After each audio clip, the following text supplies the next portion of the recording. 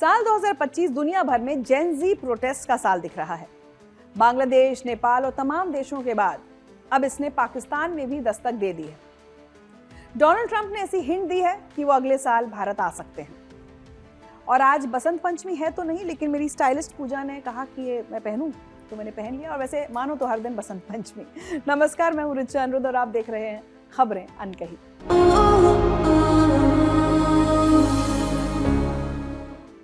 खबरें अनकही में आज बात होगी अमेरिका के शटडाउन की।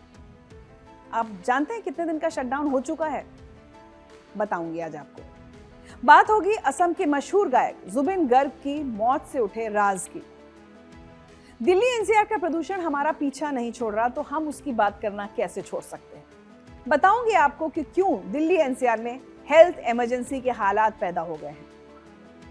और बात करेंगे भारत के युवाओं के बीच तेजी से बढ़ रहे एक ट्रेंड की, भजन क्लबिंग। इन सब जरूरी खबरों पर चर्चा करूंगी, लेकिन उससे पहले आज की 3 बड़ी खबरें जान लेते हैं। भारत के राष्ट्रगीत वंदे मातरम ने 150 साल पूरे कर लिए हैं। इस मौके पर दिल्ली के इंदिरा गांधी इंडोर स्टेडियम में पीएम मोदी ने एक स्मारक डाक टिकट और सिक्का जारी किया। प्रधानमंत्री ने कहा कि 1937 में राष्ट्रीय गीत के 2 टुकड़े कर दिए गए थे और इसी ने देश में विभाजन का बीज बो दिया।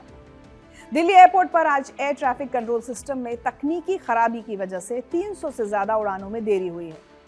गुरुवार शाम से ही तकनीकी खराबी के कारण एयर कंट्रोलर्स को फ्लाइट का शेड्यूल नहीं मिल पाया। इस वजह से एयर ट्रैफिक कंट्रोलर्स ने मैन्युअली काम किया। आवारा जानवरों को लेकर सुप्रीम कोर्ट ने अपना फैसला सुना दिया है, जिसके मुताबिक सभी स्टेट और नेशनल हाईवे से आवारा पशु हटाए जाएंगे। स्ट्रीट डॉग से निपटने के लिए अस्पतालों, स्कूलों और कॉलेज कैंपस में बाड़ लगाए जाएंगे। सर्वोच्च अदालत ने यह आदेश सभी राज्यों को दिया है।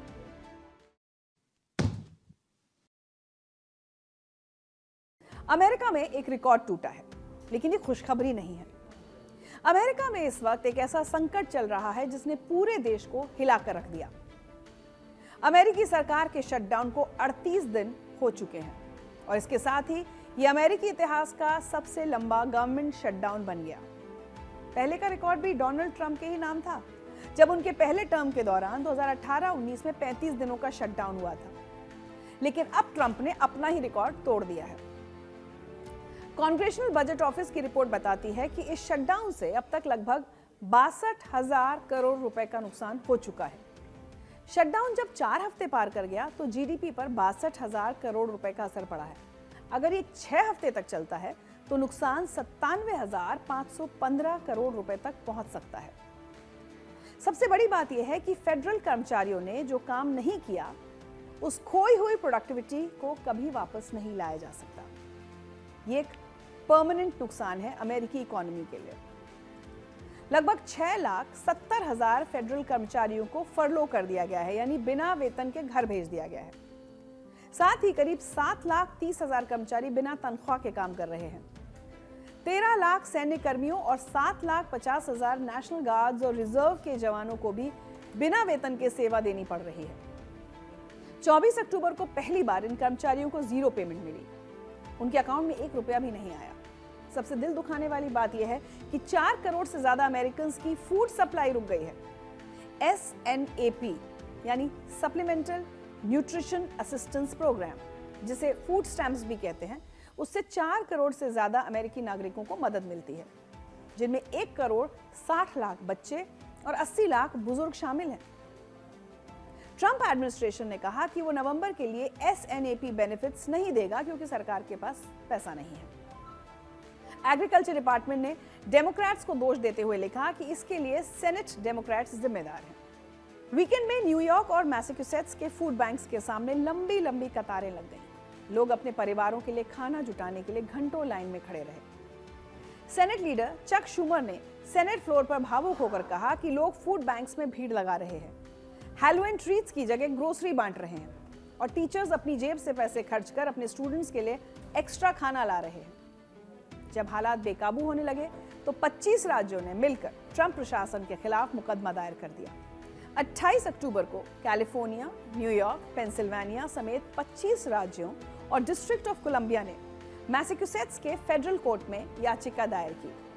राज्यों ने कहा कि एग्रीकल्चर डिपार्टमेंट के पास लगभग 44,325 करोड़ रुपए का कंटिजेंसी फंड मौजूद है, जिसका इस्तेमाल स्नैप बेनिफिट्स के लिए किया जा सकता है। फेडरल जज ने 6 नवंबर को ट्रंप प्रशासन को आदेश दिया कि वो जल्द से जल्द पूरी स्नैप पेमेंट करें और कहा कि ट्रंप राजनीतिक कारणों से फेडरल फूड एड रोक रहे हैं। इस शटडाउन का असर हवाई सेवाओं पर भी पड़ा है। 16,700 से ज्यादा फ्लाइट्स में देरी हुई है और 2,282 फ्लाइट्स कैंसिल हो गई। यह आंकड़ा सिर्फ 3 दिन का है, 31 अक्टूबर से 2 नवंबर तक। फेडरल एविएशन एडमिनिस्ट्रेशन यानी FAA ने बताया कि देश भर में करीब 13,000 एयर ट्रैफिक कंट्रोलर्स बिना तनख्वाह के काम कर रहे हैं। इसलिए हजारों कंट्रोलर्स अपनी बुनियादी जरूरतें पूरी करने के लिए संघर्ष कर रहे हैं। स्थिति इतनी खराब है कि कई कंट्रोलर्स अपनी नियमित शिफ्ट खत्म करने के बाद दूसरी नौकरी करने को मजबूर हैं। वो गुजारा करने के लिए टैक्सी चला रहे हैं, फूड डिलीवरी कर रहे हैं, रेस्टोरेंट में काम कर रहे हैं। एयर ट्रैफिक कंट्रोलर्स 45,000 से ज्यादा फ्लाइट ऑपरेशंस को हर दिन संभाल रहे हैं, लेकिन एक्सट्रीम स्ट्रेस और थकान के कारण अब वो ड्यूटी पर नहीं आ पा रहे हैं। न्यूयॉर्क एरिया में एयर ट्रैफिक कंट्रोलर्स की गैर मौजूदगी की दर 80% तक पहुंच गई है। Chicago O'Hare, Dallas, Fort Worth, Denver और नेवार्क जैसे बड़े एयरपोर्ट्स पर भारी दिक्कतें आ रही हैं। ट्रांसपोर्टेशन सेक्रेटरी शॉन डफी ने चेतावनी दी कि अगर एक और हफ्ते तक यही स्थिति रही तो अमेरिकी एयर स्पेस के कुछ हिस्सों को बंद करना पड़ सकता है, जो सामूहिक अराजकता पैदा कर सकता है। इस पूरे संकट की जड़ है हेल्थ इंश्योरेंस टैक्स क्रेडिट का मुद्दा। अफोर्डेबल केयर एक्ट यानी ओबामा केयर के तहत मिलने वाले टैक्स क्रेडिट्स 2025 के अंत में खत्म होने वाले हैं। ये tax credits American rescue plan act और इन्फ्लेशन रिडक्शन एक्ट के तहत 2021 से 2025 तक के लिए बढ़ाए गए थे। अगर इन्हें एक्सटेंड नहीं किया गया तो लाखों अमेरिकन अपनी हेल्थ इंश्योरेंस का खर्च नहीं उठा पाएंगे और उनके प्रीमियम में भारी बढ़ोतरी हो जाएगी। डेमोक्रेटिक सेनेटर्स ने साफ कह दिया है कि वो किसी भी ऐसे फंडिंग बिल का समर्थन नहीं करेंगे जिसमें इन टैक्स क्रेडिट्स का विस्तार शामिल ना हो। अमेरिकी संसद में इस समय फिलिबस्टर की कंडीशन बनी हुई है।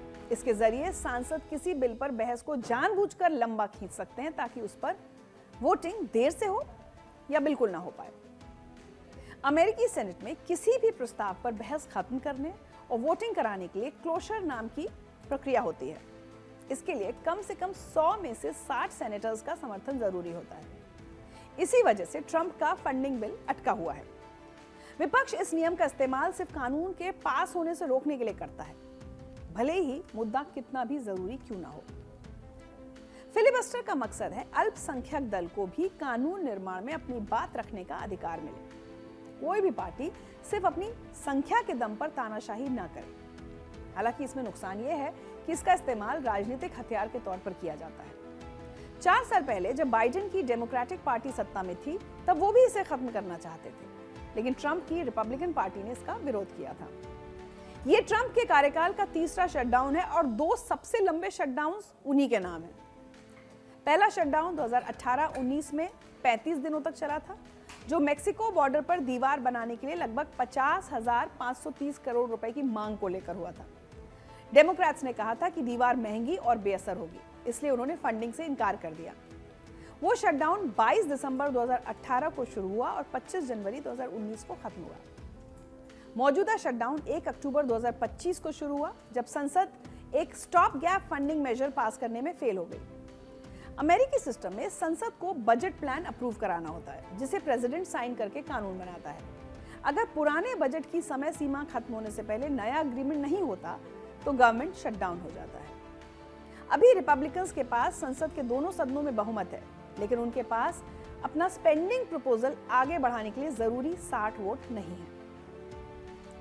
अमेरिका में हुए कुछ पुराने शटडाउन के बारे में अब आपको बताती हूँ। 1995-96 का क्लिंटन गिंगरिच शटडाउन, ये 21 दिनों तक चला और उस समय का सबसे लंबा शटडाउन था। प्रेसिडेंट बिल क्लिंटन और हाउस स्पीकर न्यूट गिंगरिच के बीच बजट को लेकर टकराव हुआ। रिपब्लिकन्स ने 40 साल में पहली बार 1995 में हाउस का कंट्रोल लिया था, जिसे रिपब्लिकन रेवोल्यूशन कहा गया। एक मजेदार कहानी यह भी है कि गिंगरिच की नाराजगी और शटडाउन की वजह यह भी थी कि एयरफोर्स 1 पर एक बार क्लिंटन ने गिंगरिच को पीछे की तरफ बिठा दिया और क्लिंटन ने हवाई यात्रा के दौरान उनसे बात नहीं की। तो नाराज गिंगरिच ने शटडाउन करा दिया। इसके बाद एक अखबार ने उन्हें डायपर पहने बच्चे की तरह कवर पर दिखाया और लिखा क्राई बेबी। 2013 का ओबामा केयर शटडाउन ये 16 दिन तक चला और इतिहास का चौथा सबसे लंबा शटडाउन बना। रिपब्लिकन्स ने टेड क्रूज और कंजर्वेटिव ग्रुप्स के उकसाने पर अफोर्डेबल केयर एक्ट को डीले या डिफंड करने की कोशिश की, लेकिन डेमोक्रेटिक सेनेट ने हाउस के हर प्रस्ताव को ब्लॉक कर दिया। 16 अक्टूबर को रिपब्लिकन्स को हार माननी पड़ी और ओबामा केयर में कोई बदलाव नहीं हुआ। तो यह है अमेरिका का वो चेहरा जो दुनिया को दिखाई नहीं देता। दुनिया की सबसे बड़ी इकोनॉमी, सबसे ताकतवर देश, डेमोक्रेसी का झंडा बरदार, लेकिन आज वहां के लाखों कर्मचारी बिना तनख्वाह के काम कर रहे हैं। 4 करोड़ लोगों के खाने का इंतजाम नहीं है। एयर ट्रैफिक कंट्रोलर्स टैक्सी चला रहे हैं और फूड बैंक्स के बाहर लंबी लंबी कतारें लगी हैं। राजनीतिक अड़ियलपन की कीमत आम लोग चुका रहे हैं। फिलिबस्टर जैसे नियम जो डेमोक्रेसी की रक्षा के लिए बनाए गए थे, आज राजनीतिक हथियार बन गए। और सबसे बड़ा सवाल यह है कि जब सत्ता में बैठे लोगों को अपने नागरिकों से ज्यादा अपनी कुर्सी और अहंकार की परवाह है, तो ऐसा लोकतंत्र किस काम का? अमेरिका का यह संकट दुनिया के हर देश के लिए एक सबक है। सरकारी मशीनरी कितनी भी मजबूत हो, अगर राजनीतिक इच्छा शक्ति नहीं है तो सब कुछ ठप हो सकता है। और जब सरकार ठप होती है तो सबसे पहले आम आदमी पिसता है।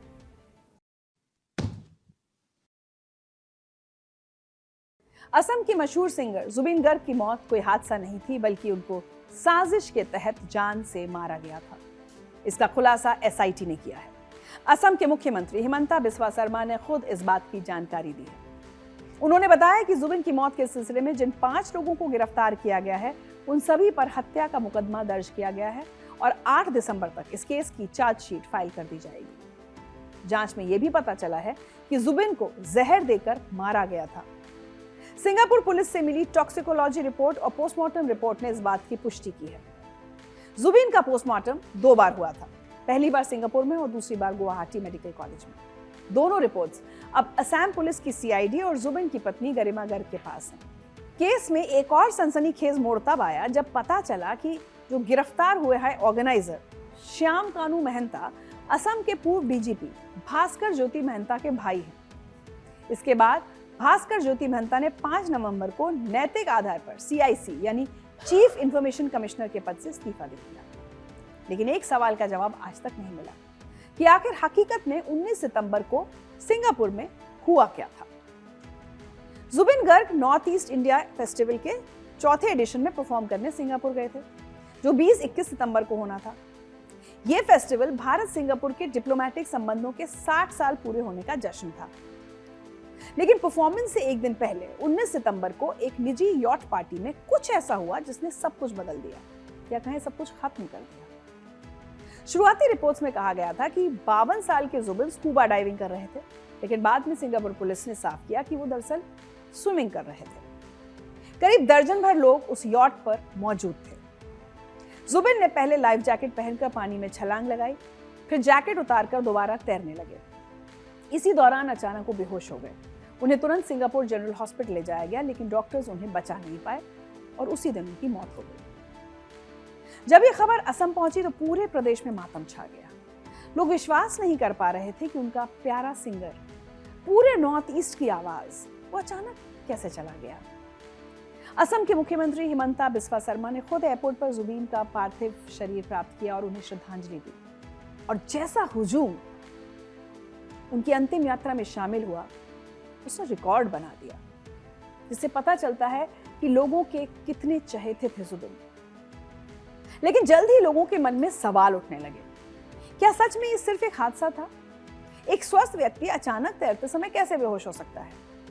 इन सवालों के जवाब मांगते हुए असम के लोगों ने अलग अलग जगहों पर 60 से ज्यादा एफआईआर दर्ज कराई थी। माहौल इतना तनावपूर्ण हो गया कि असम सरकार को सीआईडी के तहत एक स्पेशल इन्वेस्टिगेशन टीम बनानी पड़ी। एसआईटी की कमान स्पेशल डीजीपी मुन्ना प्रसाद गुप्ता को सौंपी गई। जांच शुरू होते ही चौंकाने वाली बातें सामने आने लगी। सबसे पहली गिरफ्तारी 1 अक्टूबर को हुई। जुबिन के मैनेजर सिद्धार्थ शर्मा और फेस्टिवल के ऑर्गेनाइजर श्याम कानू महंता को अरेस्ट किया गया। पुलिस ने उन पर गैर इरादतन हत्या, आपराधिक षड्यंत्र और लापरवाही से मौत का केस दर्ज किया। फिर 8 अक्टूबर को और भी बड़ा खुलासा हुआ। जुबिन के कजिन डीएसपी संदीपन गर्ग को गिरफ्तार कर लिया गया। संदीपन, जो असम पुलिस में डीएसपी थे, सिंगापुर में जुबिन के साथ ही थे जब ये घटना हुई। इसके बाद जुबिन के 2 पर्सनल सिक्योरिटी ऑफिसर्स परेश वैश्य और नंदेश्वर बोरा भी गिरफ्तार किए गए। सीआईडी ने इन दोनों पीएसओस को उनके फाइनेंशियल लिंक्स के आधार पर गिरफ्तार किया। लेकिन सबसे चौंकाने वाली गिरफ्तारी हुई जुबिन के बैंड मेंबर शेखर ज्योति गोस्वामी की। तो कुल मिलाकर 5 लोग जेल में बंद हो गए और सभी को 14 दिन की जुडिशियल कस्टडी में भेज दिया गया। पुलिस की पूछताछ में जुबिन के बैंड मेंबर शेखर ज्योति गोस्वामी ने जो बयान दिया, उसने इस केस का रुख मोड़ दिया। गोस्वामी उस वक्त पार्टी में मौजूद थे। उन्होंने आरोप लगाया कि मैनेजर सिद्धार्थ शर्मा और ऑर्गेनाइजर श्याम कानू महंता ने जुबिन को जहर देकर मारा। गोस्वामी के बयान के मुताबिक जब यॉट समुद्र में पहुंची तो जुबिन के मैनेजर सिद्धार्थ शर्मा ने पूरा कंट्रोल अपने हाथ में ले लिया। यॉट खतरनाक तरीके से हिलने लगी, लेकिन सिद्धार्थ ने किसी को कंट्रोल नहीं लेने दिया। शेखर गोस्वामी का दावा है कि जैसे ही जुबिन पानी में उतरे, उनकी तबीयत बिगड़ गई और वो एक ट्यूब पकड़ने की कोशिश करते दिखे, लेकिन वो ट्यूब तक पहुंच नहीं सके और पानी में चित अवस्था में पड़े रह गए। और फिर जो हुआ वो और भी डरावना था। शेखर के मुताबिक जब बाकी लोग जुबिन को बचाने दौड़े तो सिद्धार्थ शर्मा चिल्लाए, जाबो दे, यानी जाने दो। शेखर ने आरोप लगाया कि जुबिन को पहले से साजिशन जहर दिया गया था और यही कारण था कि उन्हें सिंगापुर बुलाया गया। शेखर ने यह भी कहा कि होटल पैन पैसिफिक को जानबूझकर चुना गया ताकि मर्डर को छिपाया जा सके और उसे एक्सीडेंट दिखाया जा सके। गोस्वामी ने साफ शब्दों में कहा कि कोई हादसा नहीं बल्कि एक सुनियोजित साजिश थी। हालांकि शेखर ज्योति का यह बयान उसी सीआईडी के सामने दर्ज हुआ जिसने बाद में उन्हें भी जुबिन की मौत के आरोप में गिरफ्तार कर लिया। अब सबसे बड़ा विरोधाभास यही है कि जो व्यक्ति जहर देने का दावा कर रहा है वही खुद इस केस में आरोपी भी है। जुबिन गर्ग की पत्नी गरिमा ने भी यही सवाल उठाया है कि अगर शेखर को सच में जहर देने की बात पता थी तो वो 15 दिन तक खामोश क्यों रहे? उन्होंने पहले ही पुलिस को सच क्यों नहीं बताया? ये सवाल बेहद अहम है, क्योंकि अगर शेखर सच में गवाह थे और उन्होंने हत्या होते देखी थी तो उन्होंने फौरन पुलिस को क्यों नहीं बताया? क्या वो भी इस साजिश का हिस्सा थे या फिर उन्हें डराया गया था? ये सब बातें अभी जांच का हिस्सा हैं। खैर, एसआईटी ने मामले को बेहद गंभीरता से लिया और mutual legal assistance treaty MLAT के तहत सिंगापुर के अधिकारियों से सहयोग मांगा। भारत सरकार ने भी इसमें मदद की। 31 अक्टूबर को एक बड़ी सफलता मिली। सिंगापुर पुलिस ने toxicology report, final postmortem report और Singapore port and marine authority के दस्तावेज भारत को भेज दिए। एसआईटी चीफ मुन्ना प्रसाद गुप्ता ने बताया कि अब तक 100 से ज्यादा लोगों से पूछताछ की जा चुकी है। इनमें गवाहों, जुबिन के साथी और इवेंट ऑर्गेनाइजर्स शामिल हैं। टॉक्सिकोलॉजी रिपोर्ट से यह साफ हो गया कि जुबिन को जहर दिया गया था। केस में एक और विवादास्पद मोड़ भी आया। गिरफ्तार ऑर्गेनाइजर श्याम कानू महंता असम के पूर्व डीजीपी भास्कर ज्योति महंता के भाई निकले। जब 4 नवंबर को किसी ने चिट्ठी लिखकर बताया कि वो उनके खिलाफ आरटीआई एप्लीकेशन फाइल करने वाले हैं, तो भास्कर ज्योति महंता ने तुरंत अपनी जिम्मेदारी समझी और अगले ही दिन 5 नवंबर को सीआईसी पद से इस्तीफा दे दिया। उन्होंने मीडिया से कहा कि मैंने सोचा कि मुझे अपने पद की गरिमा बनाए रखनी चाहिए और किसी भी तरह के शक से दूर रहना चाहिए, इसलिए नैतिक आधार पर मैंने इस्तीफा देने का फैसला किया है। अब केस अपने अंतिम चरण में है। मुख्यमंत्री हिमंता बिस्वा शर्मा ने कहा है कि एसआईटी 8 दिसंबर तक चार्जशीट फाइल करने के लिए तैयार है। चूंकि घटना विदेश में हुई, इसलिए गृह मंत्रालय की मंजूरी जरूरी है। शर्मा ने केंद्रीय गृह मंत्री अमित शाह से मिलकर जल्द मंजूरी देने का अनुरोध किया है। इसके अलावा असम सरकार ने एक जुडिशियल कमीशन भी बनाया है, जिसकी अध्यक्षता हाईकोर्ट के जज जस्टिस सौमित्र साइकिया कर रहे हैं। मुख्यमंत्री ने आश्वासन दिया कि सरकार पूरी पारदर्शिता के साथ जांच में सहयोग करेगी। लेकिन अभी सबसे बड़ा सवाल यह है कि आखिर जुबिन को मारा क्यों गया? क्या पैसे का मामला था, कोई पुरानी दुश्मनी थी, या फिर कुछ और? एसआईटी की जांच इन्हीं सवालों के जवाब ढूंढ रही है। लेकिन सोच कर देखिए, रूह कांप जाएगी सोचकर। वो लोग जो हमारे सबसे करीबी हों, वो लोग जिन पर हम सबसे ज्यादा भरोसा करते हों, जो हर वक्त हमारे आसपास रहते हों, वही हमारी मौत की साजिशें रचे तो क्या हो? मुझे शेक्सपियर के नाटक जूलियस सीजर की वो पंक्ति याद आती है, जब सीजर का करीबी ब्रूटस उसकी हत्या करने वालों में शामिल होता है और सीजर मरते मरते कहता है, एट तू ब्रूटे देन फॉल सीजर, यानी ब्रूटस तुम भी तो मरो सीजर। शायद जुबिन ने भी ऐसा कुछ सोचा होगा अपने अंतिम क्षणों में।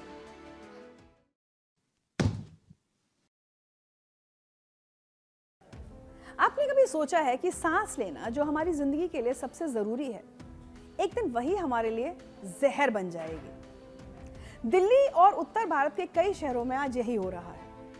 प्रदूषण अब सिर्फ एक पर्यावरण की समस्या नहीं रही, बल्कि ये एक साइलेंट किलर बन चुका है जो हर रोज हजारों लोगों की जान ले रहा है। हर साल दिवाली के बाद और सर्दियों के दौरान दिल्ली में प्रदूषण से जो हालात बनते हैं, उन्होंने स्थिति को गंभीर कर दिया है। अक्टूबर 2025 में the Lancet countdown on health and climate change की जो रिपोर्ट आई है, उसके बाद पूरे देश को सोचना चाहिए। रिपोर्ट में खुलासा हुआ है कि 2022 में भारत में 17,18,000 लोगों की मौत सिर्फ वायु प्रदूषण की वजह से हुई। यह आंकड़ा 2010 के मुकाबले 38% ज्यादा है। इन मौतों का मुख्य कारण था PM 2.5, यानी वो बारीक कण जो हवा में तैर रहे हैं और हमारे शरीर में जहर की तरह घुल रहे हैं। दिल्ली की बात करें तो हालात और भी भयावह हैं। ग्लोबल बर्डन ऑफ डिजीज 2023 के डेटा के विश्लेषण में सामने आया कि राजधानी में 2023 में कुल मौतों में से 15%, यानी हर 7वीं मौत सिर्फ वायु प्रदूषण से हुई है। Institute for health matrix and evaluation के अनुसार 2023 में दिल्ली में करीब 17,188 लोगों की जान PM 2.5 के लगातार संपर्क में रहने से गई। Centre for research on energy and clean air के डेटा बताते हैं कि 2018 में यह आंकड़ा 15,786 था, जो 2023 में बढ़कर 17,188 हो गया।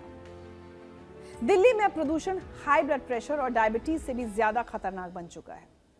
2023 में हाई ब्लड प्रेशर से 12.5%, डायबिटीज से 9% और हाई कोलेस्ट्रॉल से 6% मौतें हुई, लेकिन वायु प्रदूषण ने अकेले 15% जाने ली। अब बात करते हैं उन मासूमों की जो भी पैदा भी नहीं हुए।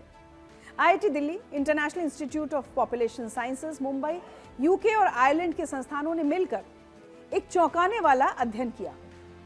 रिसर्च में पाया गया कि PM 2.5 के उच्च स्तर के संपर्क में आने वाली गर्भवती महिलाओं में समय से पहले डिलीवरी का खतरा 70% और कम वजन वाले बच्चे पैदा होने का खतरा 40% ज्यादा होता है। और ये यही नहीं रुकता, हर 10 माइक्रोग्राम प्रति क्यूबिक मीटर PM 2.5 बढ़ने पर समय से पहले बच्चे के जन्म की संभावना 12% बढ़ जाती है। नेशनल फैमिली हेल्थ सर्वे 5 के अनुसार 2019 से 2021 के बीच भारत में 13% बच्चे समय से पहले और 17% बच्चे कम वजन के पैदा हुए। PM 2.5 के कण इतने बारीक होते हैं कि वो मां के फेफड़ों से होते हुए खून में घुल जाते हैं और प्लेसेंटा तक पहुंच जाते हैं। ये कण गर्भ में पल रहे बच्चे के विकास को बाधित करते हैं, ऑक्सीजन की आपूर्ति कम करते हैं और सूजन पैदा करते हैं। दूसरी और तीसरी तिमाही में प्रदूषण का असर सबसे ज्यादा खतरनाक होता है, जब बच्चे के अंग तेजी से विकसित हो रहे होते हैं। हाल ही में house hold air pollution and neuro development study में 365 बच्चों पर किए गए शोध में चौंकाने वाला खुलासा हुआ। PM 2.5, कार्बन मोनोऑक्साइड और ब्लैक कार्बन के संपर्क में आने वाले बच्चों में ऑटिज्म स्पेक्ट्रम डिसऑर्डर की दर 5.48% पाई गई। यह अध्ययन भारत के अलावा पेरू, रवांडा और ग्वाटेमाला में किया गया था। शोधकर्ताओं ने पाया कि वायु प्रदूषकों के संपर्क में आने और ऑटिज्म की बीमारी के बीच सीधा संबंध है।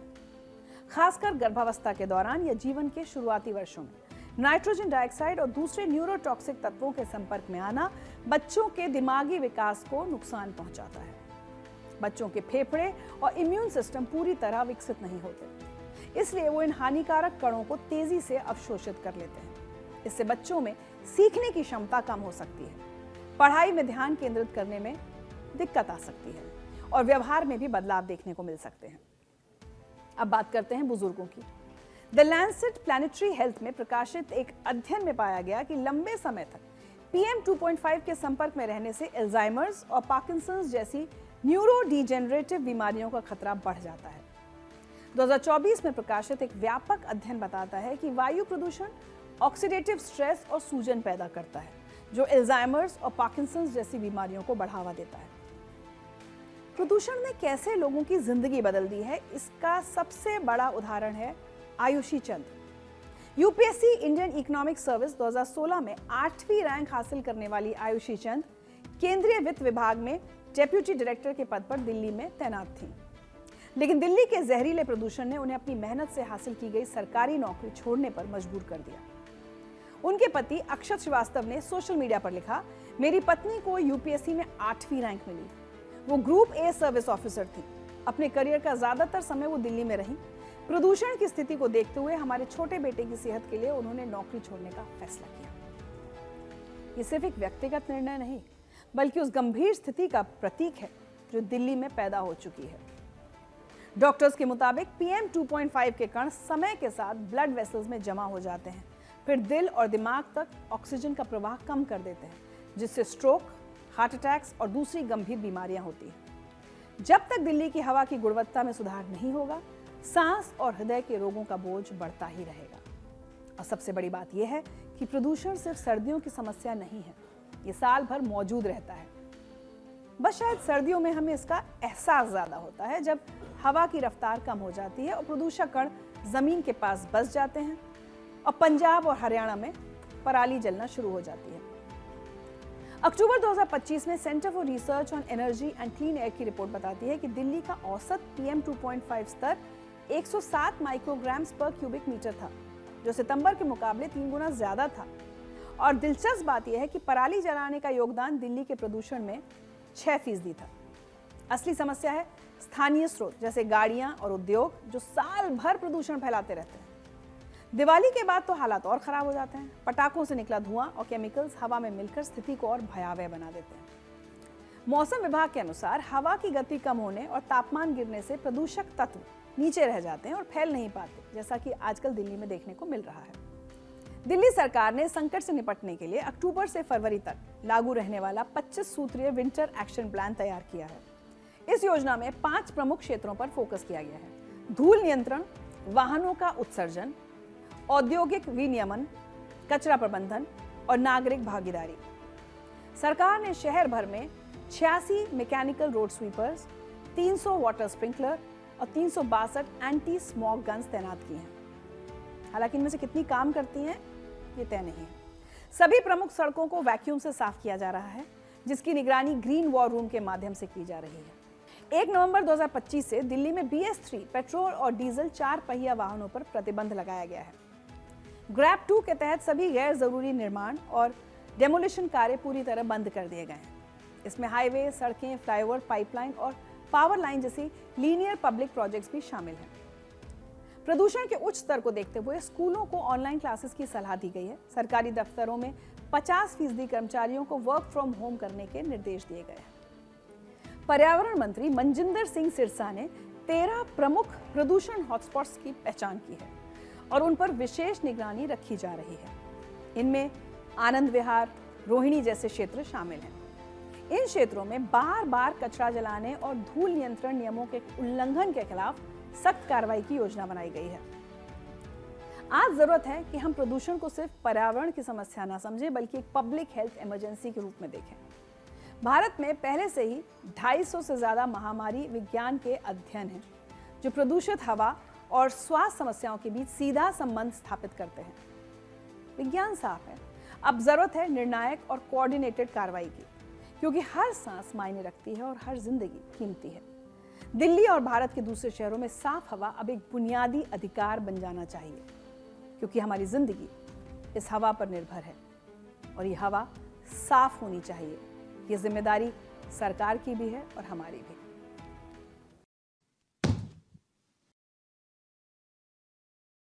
भारत में इन दिनों युवाओं के बीच एक नया और दिलचस्प ट्रेंड तेजी से वायरल हो रहा है। मुंबई, दिल्ली और बेंगलुरु जैसे शहरों में हॉल्स भर रहे हैं, लेकिन पार्टी के लिए नहीं, भजन गाने और सुनने के लिए। जेनजी युवा अब क्लब्स को छोड़कर भजन क्लबिंग की ओर रुख कर रहे हैं। ये एक ऐसा ट्रेंड है जिसमें भक्ति और आधुनिक संगीत का मिश्रण है। इसकी शुरुआत हुई है बैकस्टेज सिबलिंग्स नामक एक बैंड से, जिनका एक भजन के कार्यक्रम का वीडियो सोशल मीडिया पर खूब वायरल हुआ। तो पहले समझते हैं कि भजन क्लबिंग आखिर है क्या। दरअसल ये एक ऐसा कॉन्सेप्ट है जहां हमारे पारंपरिक भजन, गीत और स्तुतियों को एक आधुनिक रूप में प्रस्तुत किया जा रहा है। इसमें लोग ग्रुप में बैठकर, समूह में या खड़े होकर भजनों को गाते हैं, ताली बजाते हैं, थिरकते हैं, बिल्कुल वैसे जैसे किसी संगीत कार्यक्रम में होता है। लेकिन यहाँ की खासियत यह है कि इसमें कोई शराब का सेवन नहीं है, कोई ड्रग्स नहीं है, कोई अवैध चीज नहीं है। बस शुद्ध संगीत, शुद्ध भक्ति और शुद्ध मस्ती। ये ट्रेंड सबसे ज्यादा जेनजी और मिलेनियल्स के बीच में लोकप्रिय हो रहा है। लेकिन ये सिर्फ युवाओं तक सीमित नहीं है, कोई भी उम्र का व्यक्ति इसमें शामिल हो सकता है और ये देश भर में होने लगा है, मुंबई से लेकर कोलकाता, दिल्ली से लेकर बेंगलुरु तक। तो अब बात करते हैं कि ट्रेंड शुरू कैसे हुआ। तो इसके पीछे हैं दो लोग, प्राची और राघव अग्रवाल। ये भाई बहन की जोड़ी है और बैकस्टेज सिबलिंग्स नाम से एक बैंड चलाते हैं। ये भारत का पहला जैमिंग बैंड है जो लाइव म्यूजिक सेशंस करते हैं, जिन्हें वो बैठक कहते हैं। हालांकि बैठक या बैठकी शब्द हमेशा से ही जो छोटे संगीत के कार्यक्रम होते हैं उनके लिए इस्तेमाल किया जाता है। अब आप सोच रहे होंगे कि भजन गाने वाले लोग तो सैकड़ों हैं, लेकिन ये दोनों अलग क्यों हैं? क्योंकि ये दोनों कुछ खास करते हैं। ये सोशल मीडिया पर अपने भजन सेशंस को शेयर करते हैं और ये वीडियोस लाखों लोगों को देखने के लिए मिलते हैं। लेकिन असली सफलता तब आई जब एक वीडियो इंटरनेट पर जमकर वायरल हो गया।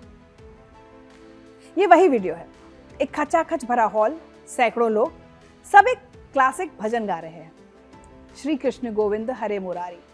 ये भजन अनूप जलोटा ने लोकप्रिय किया था, लेकिन उस रात उसे लाखों लोग एक साथ गा रहे थे।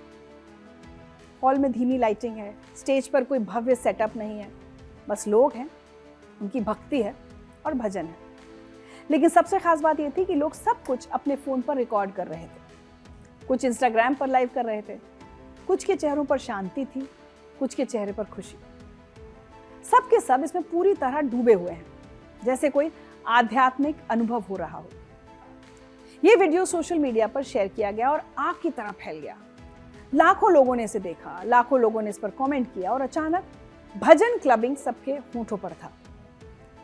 लेकिन ये पूरी तरह से कोई नई चीज नहीं है। असल में भजन क्लबिंग एक पुरानी परंपरा का ही आधुनिक रूप है। भजन संध्या या कीर्तन के बारे में हम सब लोग जानते ही हैं। पहले के समय में या अभी भी परिवार के लोग घर पर बैठते हैं, हारमोनियम, तबला, ढोलक लाते हैं और फिर सब मिलकर भक्तिमय गीत गाते हैं, कीर्तन करते हैं, नाचते हैं। ये बहुत पवित्र क्षण होता है। लेकिन बदलते समय के साथ दुनिया बदली और अब जेन ज़ी ने इसी परंपरा को अपने तरीके से फिर से जीवित किया है। परिवार के कमरे से निकलकर ये खुले हॉल में चली गई है। ढोलक की जगह अब गिटार है, लेकिन भक्ति की भावना वही है। तो सवाल है कि जेन ज़ी को भजन क्लबिंग इतना क्यों पसंद आ रहा है? दरअसल इसके पीछे कई कारण हैं। पहला कारण ये सोशल है। आजकल के युवाओं को कुछ ऐसा चाहिए जो उन्हें लोगों के साथ जोड़े, लेकिन शराब या किसी अन्य चीज के बिना। भजन क्लबिंग यही करता है। आप एक हॉल में बैठे हैं, सैकड़ों अजनबियों से घिरे हैं और अचानक आप सब एक ही चीज को गा रहे हैं, एक ही संगीत सुन रहे हैं। ये कनेक्शन एक खास अनुभव देता है। दूसरा कारण आध्यात्मिकता की तलाश। बहुत से युवाओं को लगता है कि पारंपरिक धार्मिक स्थान कभी कभी बहुत सख्त होते हैं या बहुत औपचारिक होते हैं, लेकिन भजन क्लबिंग में आप जैसे हो उसी तरह आ सकते हो। कोई नियम नहीं, कोई कड़ाई नहीं, सिर्फ प्रार्थना और संगीत। तीसरा और सबसे अहम कारण ये सोबर है। आजकल बहुत से युवा शराब और ड्रग्स से दूर रहना चाहते हैं, लेकिन वो अकेले बैठना भी नहीं चाहते। वो चाहते हैं कि एक पार्टी जैसा माहौल भी हो, लेकिन शुद्ध हो और साफ हो। भजन क्लबिंग बस यही देता है। ये एक ऐसी पार्टी है जहां आप नाच सकते हो, गा सकते हो, खुशी महसूस कर सकते हो बिना किसी नशे के। अब जब ये वीडियो वायरल हुआ तो सोशल मीडिया पर खूब बहस हुई, लेकिन ज्यादातर लोग इसके समर्थन में थे। एक यूजर ने लिखा, इसमें कोई समस्या नहीं है, समय के साथ पीढ़ियां बदलती हैं, पूजा करने के तरीके भी बदलते हैं। अगर आज की पीढ़ी से नया रूप दे रही है तो इसमें कोई समस्या नहीं। दूसरे यूजर ने कहा, हर पीढ़ी इसमें कुछ ना कुछ जोड़ देती है, जब तक भक्ति भाव रहे तब तक ये ठीक है। एक और कमेंट था, हर पीढ़ी के पास अपनी परंपराओं को अपडेट करने की आज़ादी है, ये बहुत शानदार है, मैं भी करना चाहूँगा। लेकिन कुछ लोगों को कुछ छोटी मोटी चीज़ें भी दिखी इसमें, या कहें कमी दिखी। कुछ ने कहा कि लोग भजन के दौरान अपने जूते नहीं उतार रहे, कुछ को लगा कि ज़्यादा इनफॉर्मल हो गया है, लेकिन कुल मिलाकर सब कुछ ठीक चल रहा है। ज़्यादातर लोग इसे एक सुंदर परिवर्तन मान रहे हैं। भजन क्लबिंग हमारी परंपरा और आधुनिकता का एक खूबसूरत संगम है। हमारे देश की संस्कृति को बचाए रखना हमेशा से एक चिंता रही है। लोग चिंता करते रहे हैं कि नई पीढ़ी अपनी परंपराओं को भूल ना जाए, लेकिन भजन क्लबिंग दिखाता है कि परंपराएं भुलाई नहीं जाती, वो बदल जाती हैं, उनका रूप बदलता है। पहले भजन घरों में गाए जाते थे, अब हॉल्स में गाए जा रहे हैं। पहले परिवार के साथ होता था, अब समाज में दोस्तों के साथ हो रहा है। पहले इसे बहुत औपचारिक माना जाता था, अब थोड़ा कैजुअल हो गया है। लेकिन जो पुरानी चीज सबसे अहम है, भक्ति, आध्यात्मिकता और संगीत, वो सब इसमें भी है। तो भजन क्लबिंग सिर्फ एक ट्रेंड नहीं है, ये एक आंदोलन है। ये एक संदेश है कि हम अपनी परंपराओं को प्यार करते हैं, लेकिन उन्हें अपने तरीके से जीना भी चाहते हैं। ये दिखाता है कि आध्यात्मिकता सिर्फ मंदिर तक सीमित नहीं है, वो हर जगह हो सकती है। ये हर उस इंसान के लिए एक संदेश है जो सोचता है कि धर्म और आधुनिकता एक दूसरे के खिलाफ है। भजन क्लबिंग का उदय दिखाता है कि कैसे हम पुरानी चीजों को सम्मान करते हुए भी नए तरीके अपना सकते हैं। तो खबरें अनकही में आज मेरे साथ इतना ही, लेकिन चलते चलते आपको एक तस्वीर दिखाती हूँ। महाराष्ट्र के भिवंडी में एक फैक्ट्री में भीषण आग लग गई। सूचना मिलते ही दमकल गाड़ियां मौके पर पहुंची और आग पर काबू पाया गया। जिस कंपनी में आग लगी वो शरावली महाराष्ट्र इंडस्ट्रियल डेवलपमेंट कॉर्पोरेशन क्षेत्र में आती है। मुंबई से सटे इस इलाके को उद्योग के लिए आरक्षित किया गया है। यहाँ पर कई फैक्ट्रीज और कंपनीज हैं। आग से पूरे इलाके में हड़कंप मच गया। आसपास के दफ्तर और फैक्ट्रीज खाली करा ली गई ताकि कोई अनहोनी ना हो।